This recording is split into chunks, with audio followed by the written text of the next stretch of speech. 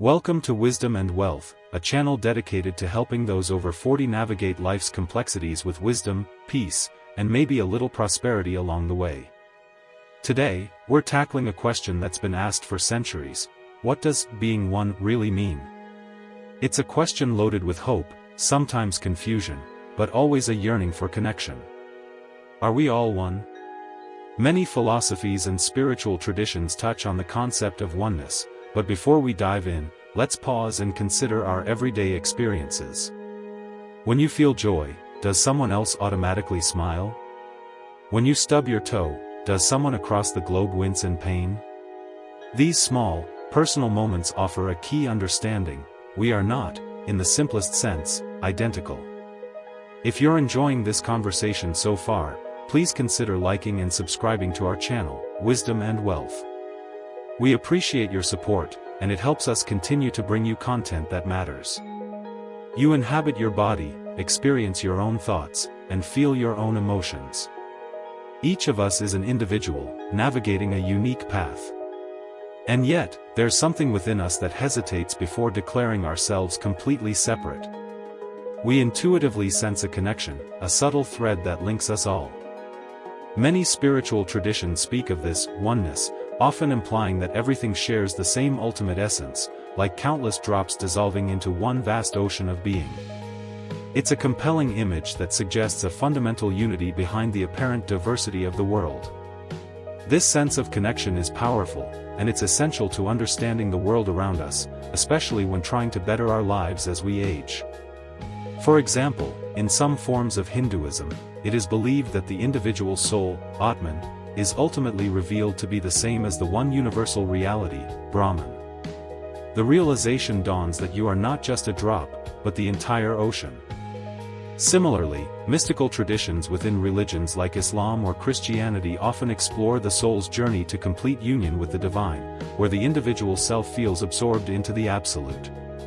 Many modern spiritual ideas resonate with this image, suggesting that we are all part of one big consciousness or energy pool. This is a powerful and comforting idea, but the Buddha offered a view that is both subtle and, for many, more practical for navigating daily life. He didn't claim that we are all the same thing or that individual identity is an illusion to be erased. His approach acknowledges both our individuality and our interconnectedness.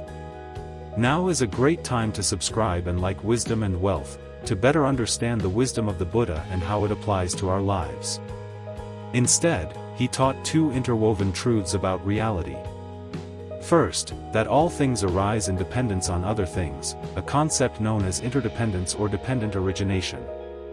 Second, that nothing, not even the person we call myself, has a permanent, unchanging core. This is the teaching of no self. But it is not that you don't exist, but that who you are is fluid, always changing, like a river that is always moving but still recognized as a river. The core idea is that we are not static beings. So, from the Buddhist perspective, we are not one in the sense of being identical or merged into a single substance. We are distinct beings, each shaped by countless causes and conditions, each lacking a fixed self, and yet all deeply connected in a vast, living web. This view honors both individuality and interconnectedness, without collapsing them into each other. It's a delicate balance that acknowledges both our unique experiences and our shared existence. If you'd like to get a felt sense of this, take a moment now. Gently notice your breath, the air flowing in and out of your body. Then ask yourself, where does my air end, and where does the world's air begin? The boundary isn't so clear. And in that hazy space, we begin to sense how fluid the line between self and world truly is. It is a perspective that allows us to have compassion for others. The Buddha offered a profound insight into how the world truly operates, a teaching known as dependent origination. Later, the Zen master Thich Nhat Hanh gave us a modern and poetic way to understand it: interbeing. This word captures something essential, that nothing exists in isolation. Everything depends on everything else. As the Buddha expressed it so simply, when this is, that is. When this arises, that arises. When this ceases, that ceases. To see this more clearly, just look at a simple cup of morning coffee. At first glance, it's just a drink. But when you pause and look deeper, you begin to see, it's not just coffee. It's soil, sunshine, clouds, and rain. It's the hands of farmers who tended the beans, the water drawn from deep within the earth, the ceramic cup shaped by fire and crafted by someone's labor. That one cup holds the whole universe. Without even one of these conditions, your coffee would not exist. This is the heart of interbeing. Nothing arises by itself. Everything leans on everything else. If you're finding this exploration of Buddhist principles valuable, please consider liking and subscribing to Wisdom and Wealth for more insights on living a more fulfilling life. And you, too, are no exception. You are shaped by breath, by food, by relationships, by memory, by time. Your body comes from your ancestors, your language from those who spoke before you, your thoughts shaped by the world you've lived in. You are made of non-you elements. This interconnectedness extends to every aspect of our lives. Interestingly, modern science echoes this truth. In ecology, we see how removing a single species, like wolves from Yellowstone, can reshape an entire landscape, even changing the course of rivers. In physics, quantum entanglement suggests that particles, though far apart, can influence each other instantly. And in cosmology, we discover that the atoms in your body were born in ancient stars. As Einstein once reflected, a human being is part of the whole, called by us the universe. Still, it's important to make a gentle distinction. Some traditions say we are all one mind, one vast consciousness experiencing itself. The Buddhist view is slightly different, equally profound, but more grounded in everyday experience. It says, we are distinct beings, with our own paths, our own joys and struggles. But we exist within an interwoven web of mutual reliance. We are not one thing, but we are not separate either. And this makes compassion all the more powerful. You're not helping another person because they are you, you're helping them because they're not you, and yet their suffering matters deeply. Their well-being ripples out into the same web that holds you. Like a pebble dropped in still water, your actions, a kind word, a patient response, a small act of care, send waves through the world. Helping someone else isn't selfish, even if it brings you joy. It's a recognition of this truth, that in lifting another, you lift the whole web. You strengthen the threads that support us all. Interbeing reminds us that no act is too small, no gesture too quiet. Every moment matters, because every moment touches everything. We hope this resonates with you. Now is a great time to like and subscribe to the Wisdom and Wealth channel. One of the most transformative insights in Buddhism, and also one of the most often misunderstood, is the teaching of no self, anatta. It's a central thread in understanding not just who we are, but how we relate to the world and to one another. And no, it doesn't mean you don't exist. You are here, reading this, breathing, feeling, aware.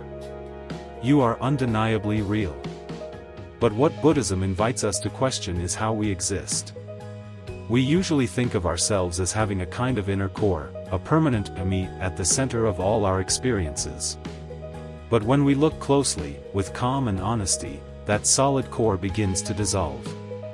What we call self turns out to be a constantly flowing stream, thoughts, memories, sensations, emotions, body changes, all rising and falling, never quite the same from one moment to the next. Imagine a river. You can see it, name it, stand beside it, but the water is never still. It's always moving, always being renewed. You never step into the same river twice.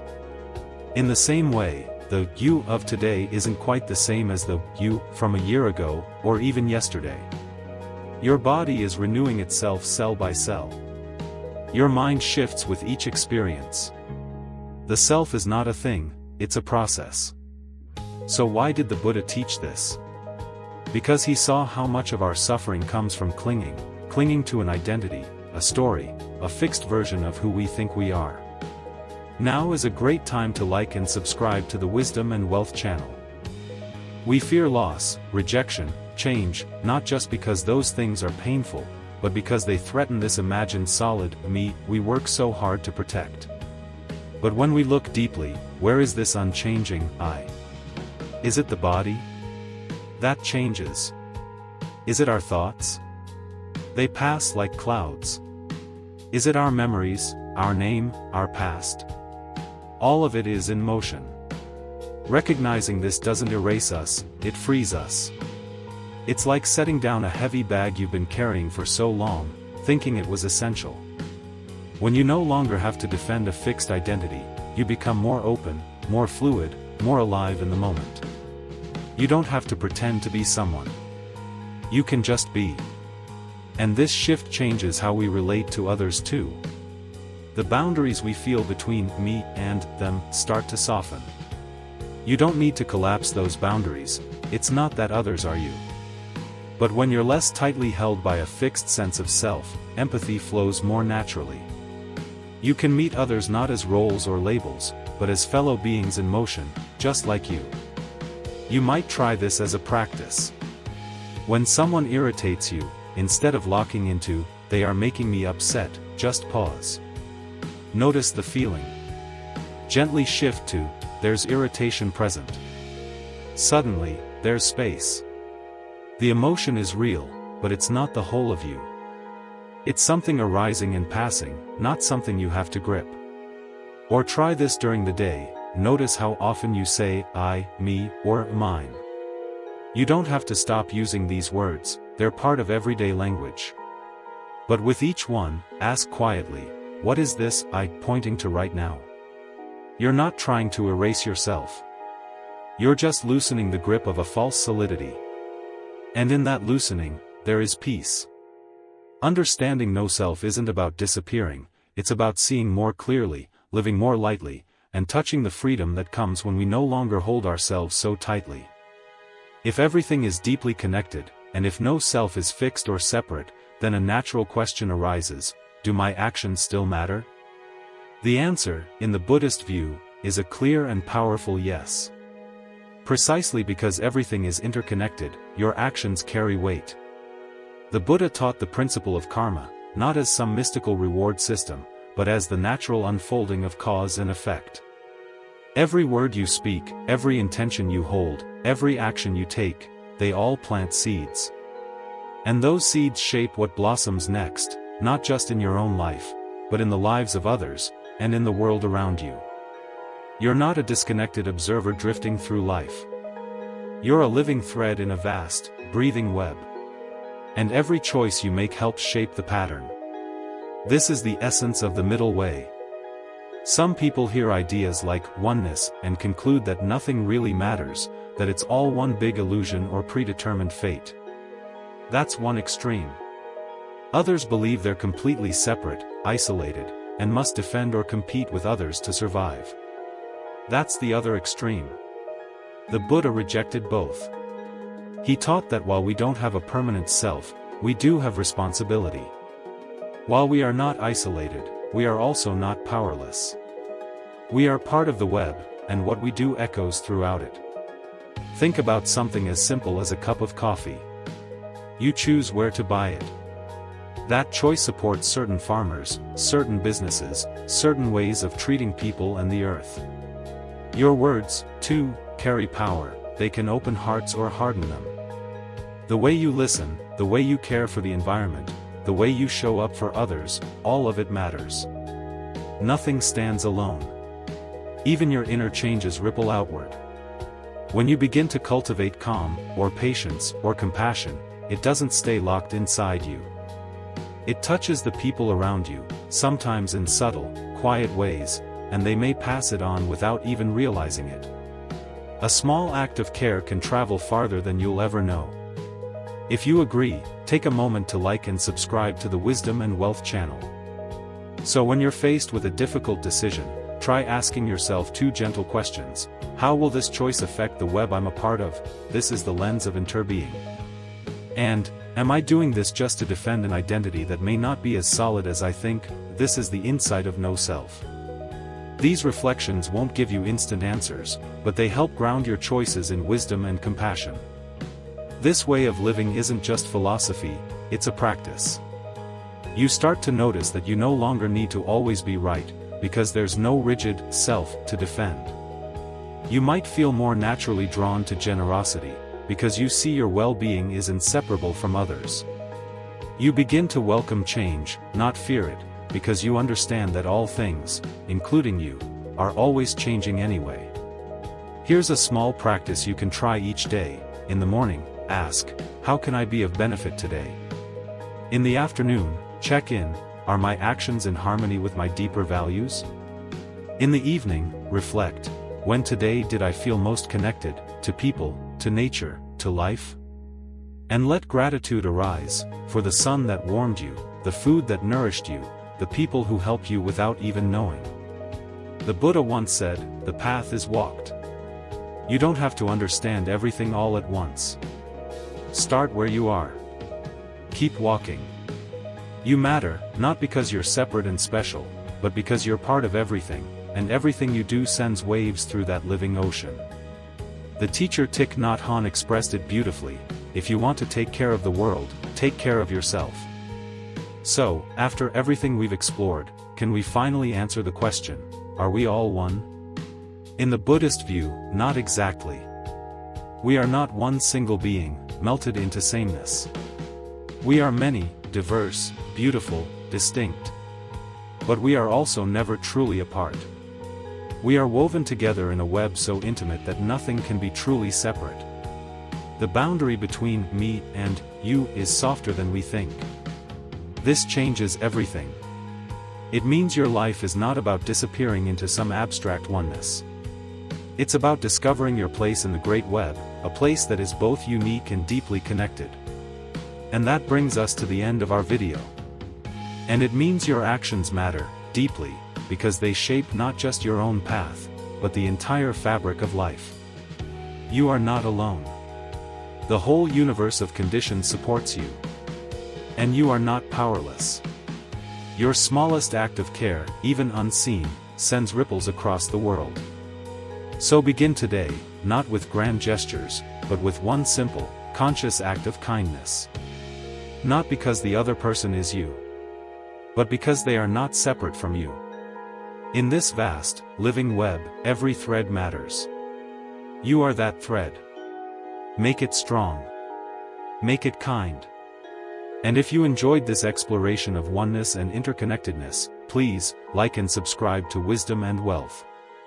We appreciate you joining us on this journey. Until next time, be well.